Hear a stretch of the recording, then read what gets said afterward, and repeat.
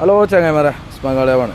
ഇന്ന് ഞങ്ങൾക്ക് കാണിച്ചു തരുന്നത് കണ്ടങ്ങൾ ഒരു നാടൻ മൂച്ചിയാണ് മാവ്.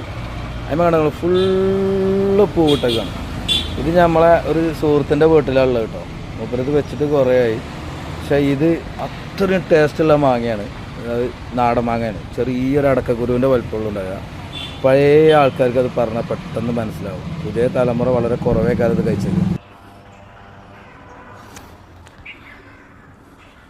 ഇതേ മാങ്ങ എന്ന് പറഞ്ഞാൽ പിന്നെ എത്ര ആളുകൾ അത് കൊണ്ടുവരും അറിയോ.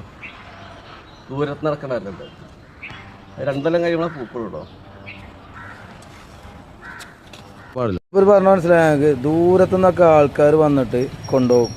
ഇതെന്താ വെച്ചാൽ 2 വർഷം കൂടുമ്പോൾ ഒരിക്കലുള്ളത് പൂത്താണ്ട് കായ് പിടിക്കുള്ളൂ.